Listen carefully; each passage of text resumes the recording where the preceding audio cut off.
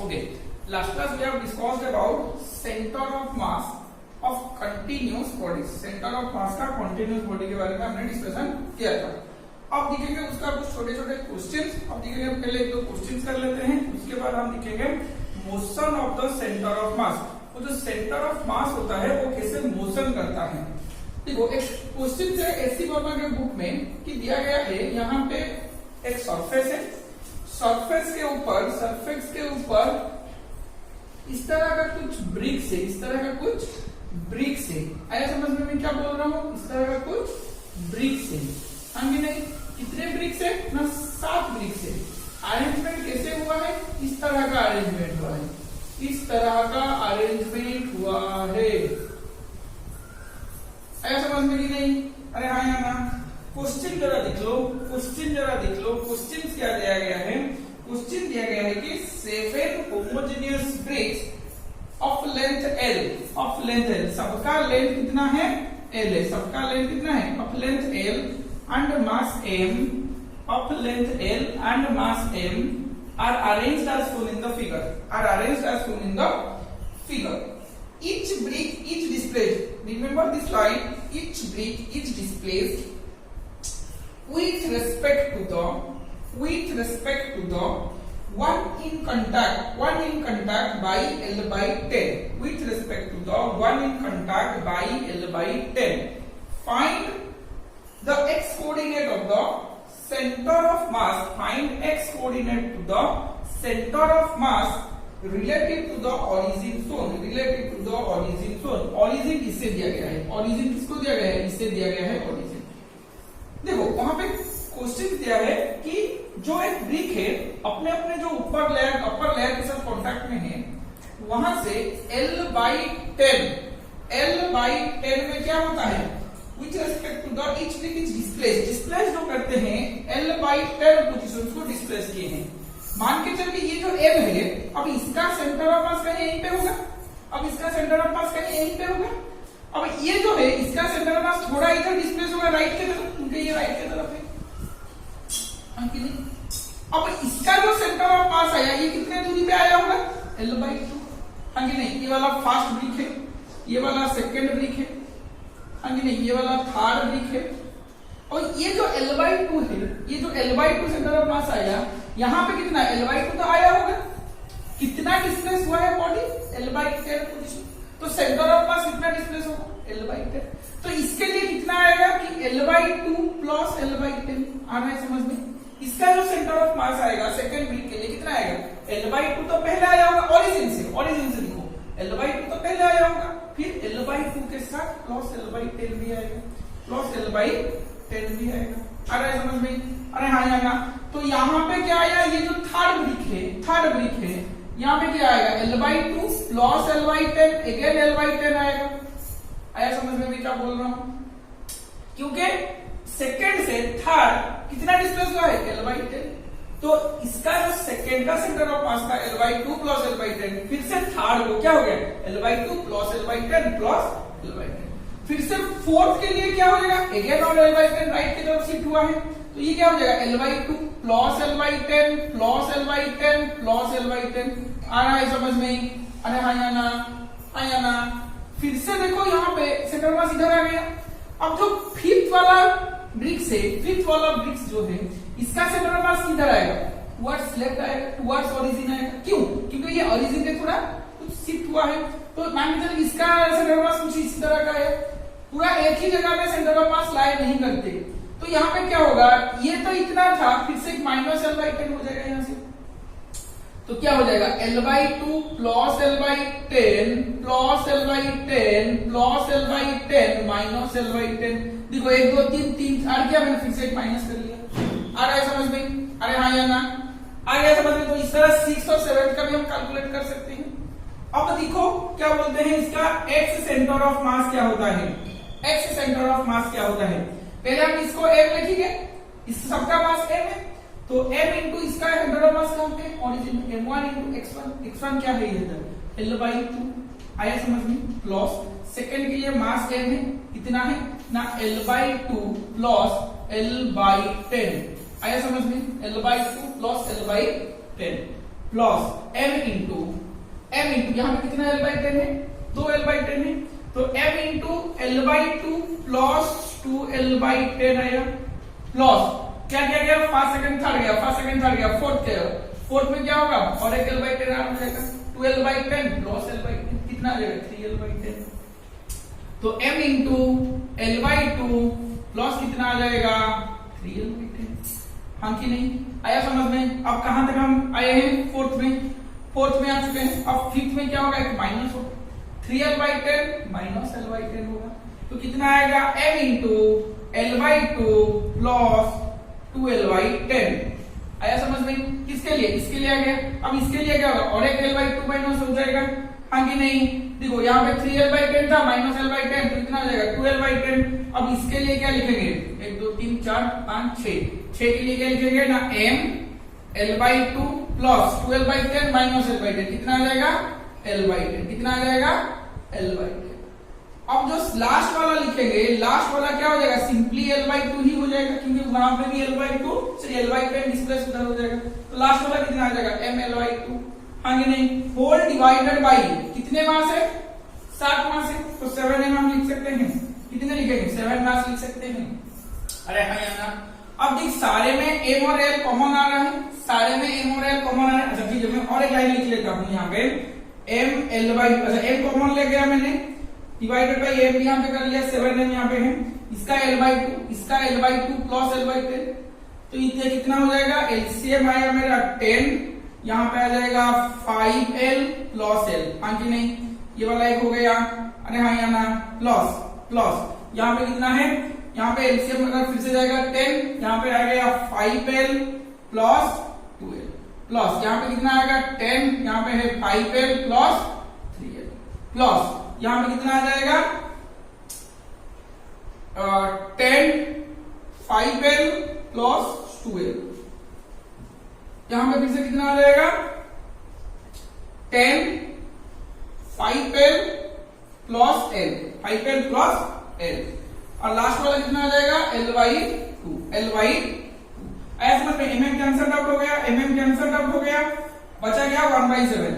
अब देख ये वाला है l/2 प्लस यहाँ पे कितना है 6l/10, यहाँ पे कितना है 7l/10, यहाँ पे कितना है 8l/10, वहां पे कितना है 7l/10 plus 6l/10 plus l/2, that is equal to, देख सब में l है कॉमन, तो l निकल जाएगा, यहाँ पे 1/2, यहाँ पे 1/2 है, अच्छी तरह से देख 1/2 कितना हो जाएगा 1 हो जाएगा। अच्छा मैं क्या करूंगा, l/2 कॉमन ले आया, हाँ कि नहीं, सॉरी l/2 नहीं, l/7, 7 पहले से है 7, तो ये क्या हो जाएगा 1/2 मैं लिख लेता हूँ 1/2 प्लस यहाँ पे 6/10 कितना हो जाएगा 0.6, ये कितना हो गया 0.7, ये कितना हो गया 0.8 प्लस ये कितना हो गया। अच्छा यहाँ पे स्पेस नहीं होगा, मैं थोड़ा ऊपर को मिटा देता हूँ, इसको कुछ लिखना है लिख लो, ये वाला डायग्राम में मिटा देता हूँ, हुआ सब डायग्राम कर चुके होंगे, तो ये डायग्राम में मिटा देता हूँ। अच्छा अब देखो कैसे होता है, अब देखो कैसे होता है, x center of mass equal to, यहाँ पे 1/7 आ गया, वहां पे 1/7 आ गया, मैंने क्या किया l कॉमन ले लिया, तो यहाँ पे कितना आएगा 1/2 प्लस 6/10, अच्छा 6/10, यहाँ पे कितना आ गया 7/10, यहाँ पे कितना आ गया 8/10, यहाँ पे 7/10 प्लस 6/10 प्लस 1/2। आया समझ में, अरे हाँ या ना, समझ में आ गया। तो l/7 1/2 प्लस 1/2 कितना हो गया 1, 6/10 प्लस 6/10, देखो ये वाला गया, अब ये वाला 6/10 कितना हो जाएगा 2 into 6/10 that is equal to 12/10, अब 7/10 कितना हो जाएगा 14/10, अब सिर्फ बचा है क्या 8/10, आगे नहीं l/7 एलसीएम ले लो 10, यहाँ पे 10 प्लस 12 प्लस 14 प्लस 8, आया समझ में, अरे हाँ या ना, अरे हाँ या ना, आया समझ में कि नहीं। तो l/70, तो ये कितना हो गया 10 प्लस 12 22 प्लस 8 30 30 प्लस 14, 44 कितना आ गया 44। तो XCOM कितना आ गया 44L/70। XCOM क्या आ गया 44L/70। आया समझ में? अरे हाँ या ना? तो ये वाला हो गया ना, तो स्क्रीन को पॉज करके लिख लो, स्क्रीन को पॉज करके लिख लो। क्या दिया गया है? एक स्क्वायर प्लेट है और एक सर्कुलर प्लेट है। स्क्वायर प्लेट का एज को किसी भी एक साइड को सर्कुलर प्लेट पे टच करता है, हाँ कि नहीं? दोनों सेम लेवल पे हैं। क्या दिया गया है question? Square plate of edge D and a circular plate of diameter D are placed touching each other at the midpoint of an edge of the plate. At the midpoint of an edge of the plate. ये मेरा एक as है, हाँ कि नहीं? इसमें एक circular shape का कोई भी एक चीज है, हाँ कि नहीं? सर्कुलर डिस्क है और इसी डिस्क का ये सरफेस को एक स्क्वायर टच करता है, एक स्क्वायर टच करता है। आया समझ में कि नहीं? अरे हाँ या ना? आ रहा है समझ में? तो इसका जो डायमीटर दिया गया है, इसका डायमीटर D है और इसका जो डायमीटर दिया गया है, इसका जो साइड का लेंथ दिया गया है ये भी D है। आया समझ में? आ गया समझ में? पूछा गया है find centre of mass, find centre of mass x coordinate में और y कोऑर्डिनेट सेंटर ऑफ मास निकालिए। और एक कंडीशन और भी दिया गया है, एक कंडीशन और भी दिया गया है कि assume that same mass per unit area for the two plates, same mass per unit area for the two plates। आया समझ में? तो इसके लिए मान के चल कि मैं लिखता हूं मास ऑफ सर्कल, इसके लिए मैं लिखता हूं मास ऑफ स्क्वायर, इसके लिए मैं लिखता हूं मास ऑफ स्क्वायर। आया समझ में कि नहीं? मास ऑफ सर्कल, इसके लिए लिखता हूं मास ऑफ स्क्वायर। अब क्या करूंगा? मुझे क्या दिया गया है? मुझे दिया गया है कि mass of circle by area of circle equal to mass of square by area of the square. Mass of circle by area of the circle क्या बनेगा? पाई d स्क्वायर बाई 4, क्योंकि ये वाला चीज क्या है? इसका डायमीटर है। अब एरिया का क्या बनेगा ना? d square. तो इससे सॉल्व करेंगे तो d स्क्वायर से कैंसिल आउट हो गया, 4 ऊपर चला गया, ms equal to 4mc by pi. ये वाला एक हमको मिला है relation mass of the circle और मास ऑफ द स्क्वायर के बीच में। अब देखते हैं नेक्स्ट को क्या होता है, नेक्स्ट को देखते हैं क्या होता है। मान के चल ये जो सर्कल है, जाहिर सी बात है डिस्क सर्कुलर डिस्क का सेंटर ऑफ मास ठीक है सेंटर में ही आएगा, हाँ कि नहीं? जो इसका डिस्टेंस कितना होगा d/2, यहां से इतना डिस्टेंस क्या होगा d/2 रेडियस। इसका सेंटर ऑफ मास इधर आएगा और इसका स्क्वायर का सेंटर ऑफ मास इधर ही आएगा, तो ये भी क्या होगा? डिस्टेंस d ही होगा, सॉरी d/2 होगा। यहां से d तो ये d/2। तो ये वाला में स्क्वायर का सारे मास यहां पे है और यहाँ ई पॉइंट में सर्कल का सारे मास यहाँ पे है, हाँ कि नहीं? आ रहा है समझ में? अब क्या करना है हमको? ये दोनों पॉइंट में सेंटर ऑफ मास चूज करना है। किसी भी एक पॉइंट को तुम ओरिजिन मान लो, चाहे इससे मान लो या इससे मान लो, किसी को भी मान सकते हो। मैंने क्या किया? मैंने इससे मान लिया, मैंने इससे मान लिया 0 0, हाँ कि नहीं? तो इसका क्या होगा कोऑर्डिनेट? -d,0, क्योंकि मैं लेफ्ट की तरफ जा रहा हूँ। आ रहा है समझ में? नहीं, इसे ओरिजिन मान लिया तो इसका कोऑर्डिनेट क्या हो जाएगा? -d, क्योंकि ये d/2 तो कितना हो गया? d हो गया, तो ये हो गया -d0। तो y में तो सेंटर ऑफ मास नहीं निकलेगा क्योंकि दिखाई दे रहा है तो दोनों का कोऑर्डिनेट 0 है, हाँ कि नहीं? तो y सेंटर ऑफ मास कितना हो जाएगा? y सेंटर ऑफ मास कितना हो जाएगा? 0। मुझे क्या निकालना है ना? x सेंटर ऑफ मास निकालना है। फॉर्मूला क्या है ना? m1 * x1 + m2 * x2 divided by m1 + m2 divided by m1 + m2। तो m1 की जगह मैं क्या लिख सकता हूं? m1 किसको लिया हूं? मैंने स्क्वायर को लिया हूं, तो m1 ms into 0 plus ms into 0 plus क्या है इसे? mc into -d, mc into -d divided by ms plus mc। अब ये 0 हो गया, mc के जगह mc -mc into d divided by ms की जगह मैं क्या लिख सकता हूं? 4mc by pi plus mc के जगह mc में लिख सकता हूं। अरे हाँ या ना? -mcd ऊपर में है, हाँ कि नहीं? नीचे में क्या आएगा कि मैंने mc कॉमन ले लिया, 4/पाई + 1 तो 4 + पाई, mc कैंसल आउट हो गया, mc कैंसल आउट हो गया, -d ये पाई ऊपर चला जाएगा, minus pi D by 4 plus pi, ये मेरा क्या बन गया, X center of mass. X center of mass negative sign क्या इंडिकेट करता है, नेगेटिव साइन इंडिकेट करता है मुझे इधर से एमएस से टुवर्ड्स लेफ्ट मुझे मिलेगा सेंटर ऑफ मास, स्क्वायर से लेफ्ट में इतने दूरी पे मुझे मिलेगा सेंटर ऑफ मास।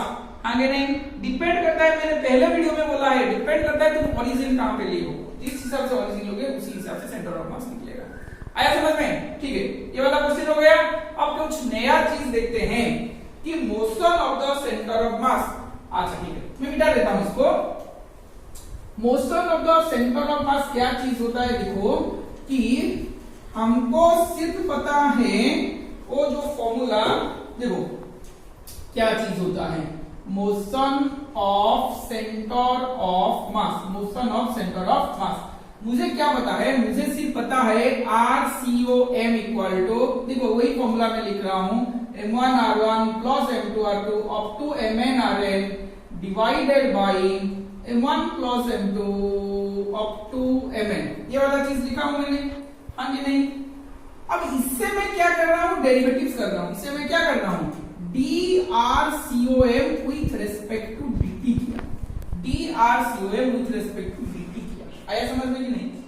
तो ये वाला मुझे क्या मिलेगा, velocity of centre of mass, centre of मास का वेलोसिटी मिलेगा, क्योंकि dr by dt तो वेलोसिटी है ना। ये वाला कांस्टेंट है, बाहर चला आएगा। अब इसको डेरिवेटिव करूंगा, इसको डेरिवेटिव करूंगा, m1 कांस्टेंट है, बाहर चला आएगा तो क्या बन जाएगा, m1 dr1 by dt, वो क्या बन जाएगा v1, ये क्या बन जाएगा m2 into v2, ये क्या बन जाएगा mn into vn divided by, ये वाला वही रहेगा m1 plus m2 up to mn, वही वाला वही रहेगा। अरे हाँ या ना? तो मेरा फॉर्मूला एक बन गया VCOM का। अब इससे मैं डेरिवेटिव करूं with respect to time, dVCOM by dt क्या बन जाएगा ACOM, क्या बन जाएगा ACOM, हाँ कि नहीं?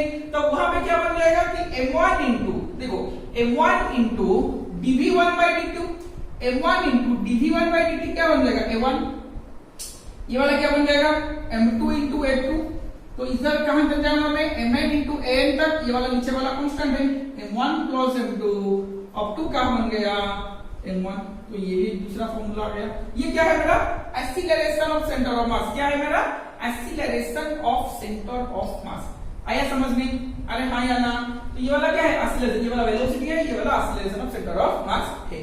तो इजी है, जैसे ही आप निकालते थे ये वाला को m1 into r1 करके, यहाँ पे m1 into v1 plus m2 into v2, weekly मैं दो तीन चीज कर लेता हूँ, जल्द से एक जरा देख लेना। हाँ, एक इसका करूंगा, एक इसका करूंगा, और ज्यादा नहीं करूंगा।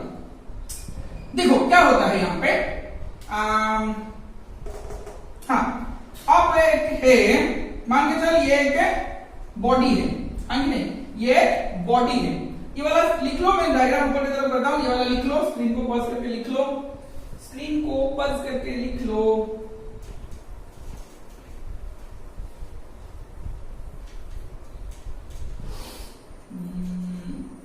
ये एक बॉडी है, ये बॉडी में चारों फोर्स लग रहे हैं। किस तरह फोर्स लग रहे हैं, इधर एक फोर्स लग रहा है 4 न्यूटन का, जो कि एंगल मान के चलिए 37 डिग्री में आ रहा है, हाँ कि नहीं?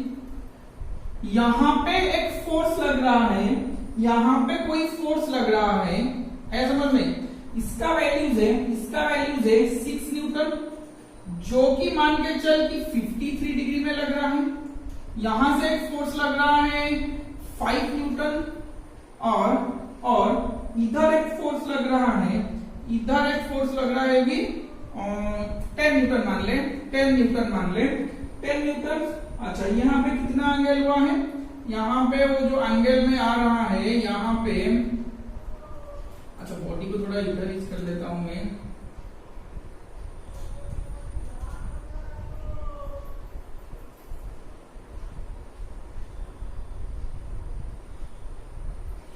वाह, तो ये वाला जो एंगल है ये वाला 37 डिग्री में लग रहा है, कितना 37 डिग्री में लग रहा है।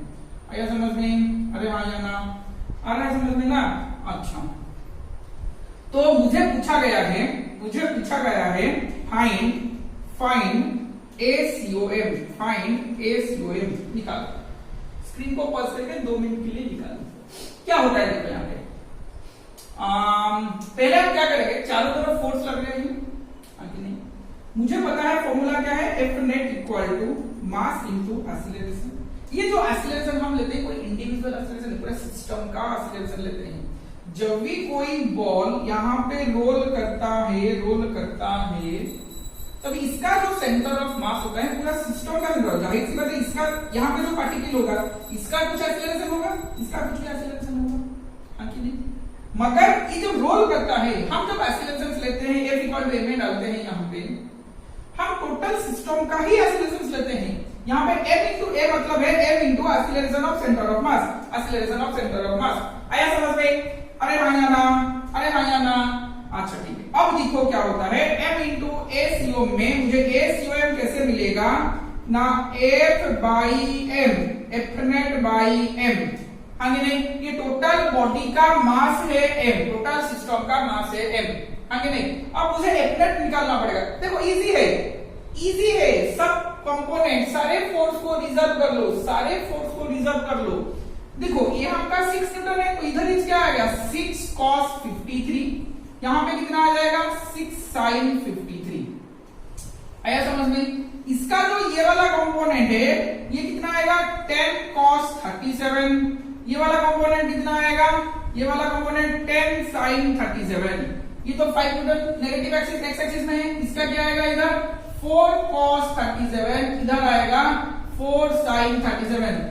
अब मुझे लग रहा है कि तुम लोग एफएक्स निकाल सकते हो, सिर्फ एक्स एक्सिस को कंपोनेंट को ऐड करना होगा। 4 cos 37 प्लस 6 cos 53, हाँ कि नहीं, 6 cos 53 ये वाला भी इधर है, प्लस 10 cos 37।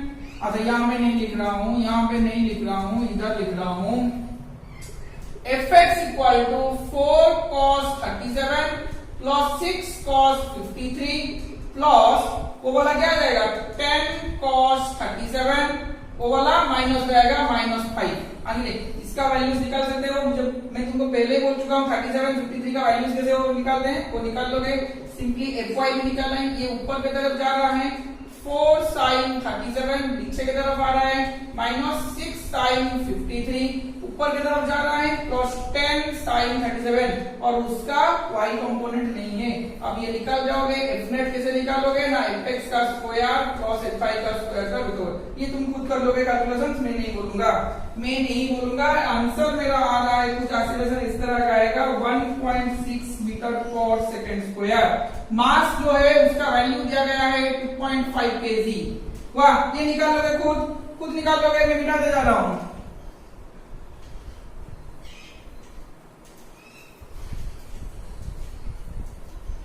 एक दूसरा क्वेश्चन करते हैं। अच्छा, इस तरह का जो एक्सीलरेशन निकाले और देखते हैं वेलोसिटी कैसे निकालते हैं। मान के चल यहाँ पे एक बॉडी है 5 kg का, देख जल्दी, यह एक बॉडी है 5 kg का, अब ये इधर मूव कर रहा है 2 मीटर पर सेकंड के वेलोसिटी से, 2 मीटर पर सेकंड के वेलोसिटी से कितने एंगल पे हॉरिजॉन्टली 37 डिग्री, हाँ चलिए 37 डिग्री। आया समझ में? और यहाँ पे एक मास है जो इधर मूव कर रहा है, मगर इसी डायरेक्शन पे मूव कर रहा है, इसका मास है 10 kg। ये कितना ना हॉरिजॉन्टली 53 एंगल में है और 5 मीटर पर सेकंड में मूव कर रहा है। आया समझ में मैं क्या बोल रहा हूँ ना, नहीं आ रहा है समझ में? अच्छा ठीक है। अब क्या है ना, और एक बॉडी इधर है, अब ये वाला ऐसे मूव कर रहा है, इसका वैल्यूज क्या है ना 20 kg है बॉडी का मास। ये वाला मेरा जा रहा है 10 मीटर पर सेकंड में, और ये हॉरिजॉन्टली एंगल क्या है 60 डिग्री, हॉरिजॉन्टली एंगल करना है 60 डिग्री। आ रहा है समझ में? मुझे पूछा गया अगर ये तीनों mass 5 kg 10 kg 20 kg are moving with this velocities are inclined at an angle this with horizontal as shown in the figure, find center of mass of the system। आ रहा है, सिंपल सा क्वेश्चन है, मैं सिर्फ समझा दूंगा, solve नहीं करूंगा। देखो, हर एक वेलोसिटी का x कंपोनेंट निकालो, y कंपोनेंट निकालो, हर एक वेलोसिटी का x कंपोनेंट निकालो, y कंपोनेंट निकालो, और कुछ नहीं करना है तुम्हें। आ रहा है समझ में? हर एक वेलोसिटी का x कंपोनेंट निकालो, y कंपोनेंट निकालो, निकाल के मुझे x एक्सिस में v सेंटर ऑफ मास निकालो।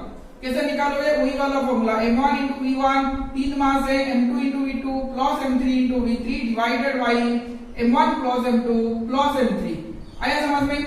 m1 दिया गया है v1 कितना होगा, ये वाला v1 ले लो तो कितना हो जाएगा 2 cos 37, हाँ कि नहीं? अब ये वाला कितना हो जाएगा ना 5 cos 53, तो यहाँ पे कितना हो जाएगा 10 cos 60। तो m1 की जगह मैं लिख सकता हूँ 5, m1 की जगह मैं लिख सकता हूँ 5, v1 की जगह मैं लिख सकता हूँ 2 cos 37 माइनस लिखूंगा क्योंकि v2 नेगेटिव एक्सिस में है, नेगेटिव एक्सिस में है तो m2 की जगह 10 लिखूंगा, 10 इंटू ये वाला कितना हो जाएगा 5 cos 53। माइनस क्यों आया ना, ये माइनस 5 cos 53 होगा क्योंकि नेगेटिव एक्सिस की तरफ आ रहा है। आगे नहीं, ये इधर जा रहा है तो इसका क्या हो जाएगा वैल्यूज कि 20 इंटू 10 cos 60, आगे नहीं डिवाइडेड बाई 5 प्लस 10 प्लस 20। जो वैल्यू होगा ये आंसर लिख सकते हो, जो वैल्यू होगा यहाँ पे आंसर लिख सकते हो। सिमिलरली y का कंपोनेंट निकालना पड़ेगा, y का कंपोनेंट इधर आ जाएगा 2 sin 37, इधर आ जाएगा 5 आएगा 5 sin 53, हाँ कि नहीं? अब ये नीचे की तरफ आएगा तो क्या आएगा ना 10 sin 60, 10 sin 60 ये माइनस में आएगा, खुद निकालोगे। निकालने के बाद एक x का कंपोनेंट भी सेंटर ऑफ मास का, एक x कंपोनेंट आएगा, एक y कंपोनेंट आएगा। तो ये वाला कैसे करोगे, यहाँ पे x यहाँ पे y, तो ये वाला होगा v नेट सेंटर ऑफ मास, पता है ना कैसे निकालते हो? vx का स्क्वायर प्लस vy का स्क्वायर का रूट ओवर, vx का स्क्वायर प्लस vy का स्क्वायर का रूट ओवर। आ रहा है समझ में? ये वाला हो जाएगा, ठीक है नेक्स्ट को चलते हैं। ये वाला हो जाएगा, नेक्स्ट को चलते हैं। नेक्स्ट क्वेश्चन देखो, नेक्स्ट क्वेश्चन में क्या आया, यहाँ पे पुली है, मान के चलिए पुली का तुम बहुत सारे न्यूमेरिकल सॉल्व किए होंगे, हाँ कि नहीं? अच्छा यहाँ पे मान के चल कि 10 kg मास है, यहाँ पे मेरा 5 kg मास है, हाँ कि नहीं? इस तरह का है।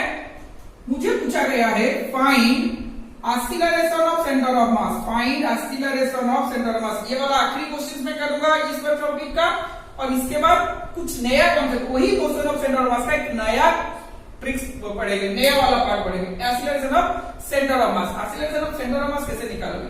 पहले इसका एक्सीलरेशन से निकाल लो, इसका एक्सीलरेशन से निकाल लो, हाँ कि नहीं? यही तो हम करते हैं ना। तो इसका वेट इधर आएगा 10g, ऊपर जाएगा टेंशन, ये वाला नीचे आएगा 5g, ये वाला ऊपर जाएगा टेंशन। अब लिख लो क्वेश्चन, डाल दो न्यूटन सेकंड लॉ, हाँ कि नहीं? अब ये नीचे की तरफ आ रहा है, जाहिर सी बात है इसका फोर्स ज्यादा आएगा, तो 10g minus t equal to 10f। इसका जो एक्सीलरेशन होगा इसका भी वही एक्सीलरेशन होगा, मगर डिपेंड करते हैं अपवर्ड या डाउनवर्ड। ये नीचे की तरफ आ रहा है तो एक्सीलरेशन यहाँ पे डाउनवर्ड होगा, ये ऊपर की तरफ जा रहा है तो इसका एक्सीलरेशन ऊपर होगा। तो 10g minus t equal to 10 है। अब ये ऊपर की तरफ जा रहा है तो t minus 5g equal to 5 है। दोनों को ऐड कर लो, दोनों को ऐड करने से t कैंसिल आउट हो जाएगा, 10g माइनस 5g कितना हो जाएगा 5g, ये वाला कितना हो जाएगा 15 है। तो एक्सीलरेशन मेरा क्या आ जाएगा 5/15, दैट इज g/3, इसके लिए भी g/3 डाउनवर्ड, इसके लिए g/3 अपवर्ड। तो मुझे सेंटर ऑफ मास कैसे निकालना है? मुझे फॉर्मूला क्या दिया गया है, m1 into a1 plus m2 into a2 divided by m1 plus m2। आया समझ में? अरे हाँ या ना? तो इसका m1 कितना है 10 है, इसका एक्सीलरेशन डाउनवर्ड है, डाउनवर्ड मतलब क्या होगा नेगेटिव होगा, तो माइनस g/3 में यहाँ पे लिखूंगा, प्लस m2 ऊपर की तरफ जा, हाँ मास क्या है 5 है, और m2 ऊपर की तरफ जा रहा है, ऊपर की तरफ जाएगा तो क्या होगा प्लस में लिखूंगा g/3। आया समझ में? तो m1 प्लस m2 क्या हो जाएगा ना 5 प्लस 10, 5 प्लस 10 तो कितना हो जाएगा माइनस 10 g/3। यहाँ पे कितना आ जाएगा देखो माइनस 10 g/3। अब ये कितना हो जाएगा ना 5g/3, 5g/3 डिवाइडेड बाई 15, तो कितना हो जाएगा एलसीएम 3, तो ये नीचे आ जाएगा 3 into 15, 3 गया एलसीएम तो माइनस 10 प्लस 5 कॉमन ले गया g, तो माइनस 5g कितना हो जाएगा माइनस 5g डिवाइडेड बाई 45। तो एक्सीलरेशन का नेट एसीओएम कितना आ जाएगा, इसे सॉल्व करेंगे तो minus 15 5 9 minus g/9, minus g/9। Minus मतलब क्या है, ये डाउनवर्ड जा रहा है। हेवी मासेस है, यहाँ पे हेवी मासेस है तो ये डाउनवर्ड ही जाएगा, हेवी मासेस है ये डाउनवर्ड ही जाएगा। तो माइनस g/9 को हम लिख सकते हैं। एक्चुअली में आंसर ये वाला लिखने से ठीक होगा, कोई दिक्कत नहीं होगा मीटर/सेकंड लिखने में। अगर यहाँ पे ऑप्शन कुछ इस तरह का जाएगा अपवर्ड और डाउनवर्ड, तो तुम लिखोगे a equal to g/9 downward, g/9 downward. आया समझ में? अरे हाँ या ना, ये वाला हो गया। ठीक है, नेक्स्ट पार्ट को चलते हैं, नेक्स्ट पार्ट को चलते हैं, नेक्स्ट पार्ट को चलते हैं। तो देखो यहाँ तक तो न्यूमेरिकल हो गया, आसान सा चीज था। अब कुछ मैं तुमको एग्जांपल देता हूँ, उसके बारे में हम नेक्स्ट क्लास में लिखेंगे। नेक्स्ट क्लास में कैसे लिखेंगे, मान के चल कुछ ऐसा दिया गया है डायग्राम, कभी कभी क्वेश्चंस दिखे होंगे बुक्स में कि यहाँ पे कार है, कार नहीं ट्रॉली है, मान लो ट्रॉली है, ट्रॉली के ऊपर तुम यहाँ पे खड़े हो, हाँ कि नहीं, तुम आगे चल रहे हो, ट्रॉली रेस्ट पे है, तुम भी रेस्ट पे थे। तुम अगर आगे चलोगे तो ट्रॉली क्या करेगा, पीछे की तरफ आएगा, ट्रॉली क्या करेगा, पीछे की तरफ आएगा। क्वेश्चन ये पूछा गया है कि तुम इतना दूर आगे चले तो ट्रॉली कितना दूर पीछे जाएगी। आ रहा है समझ में कि नहीं? अरे हाँ या ना। तो यहाँ पे कोई मान के चल यहाँ पे कोई बैलून, अच्छा बैलून है, बैलून नहीं, यहाँ पे मान ले ट्री है, ट्री का कोई क्या है, ब्रांच है, ट्री का कोई ब्रांच है। यहाँ पे क्या है, एक रोप है, हाँ कि नहीं, जो इसके ब्रांच को कनेक्टेड है। और यहाँ पे तुम जैसे एक बंदा ऊपर की तरफ चल रहा है, ऊपर की तरफ चल रहा है। तो ये जो ब्रांच है जो कितने डाउन होगा, ये जो ब्रांच है कितने डाउन होगा, स्ट्रेट ब्रांच है तो स्ट्रेट कितने नीचे आएगा, आगे नहीं, क्वेश्चन की तरह समझो, आगे नहीं। तुम नहीं बोलोगे कि सर वो तो कर्व है, वो एंगल में आएगा, कुछ नहीं, वो ऊपर जा रहा है तो कोई चीज यहाँ पे है, मान के चल कि बैलून है, कोई चीज नहीं, बैलून ही है, बैलून कितने नीचे आएगा, आगे नहीं। अब ये तरह का सवाल, आगे नहीं, ये तरह का सवाल, तो यहाँ पे कोई कार ट्रॉली है, मान के ट्रॉली है, यहाँ पे एक बंदा है, यहाँ पे एक बंदा है, ये इधर चल रहा है, ये इधर चल रहा है, तो ये ट्रॉली कहाँ शिफ्ट होगा, ट्रॉली का सेंटर ऑफ मास कहाँ शिफ्ट होगा। इसी तरह का कुछ क्वेश्चन को हम नेक्स्ट क्लास में डिस्कशन करेंगे, कुछ क्वेश्चन को हम नेक्स्ट क्लास में डिस्कशन करेंगे। आया समझ में? तो ठीक है, आज के लिए इतना ही था, नेक्स्ट क्लास में ये वाला सब डिस्कशन करेंगे। Thank you.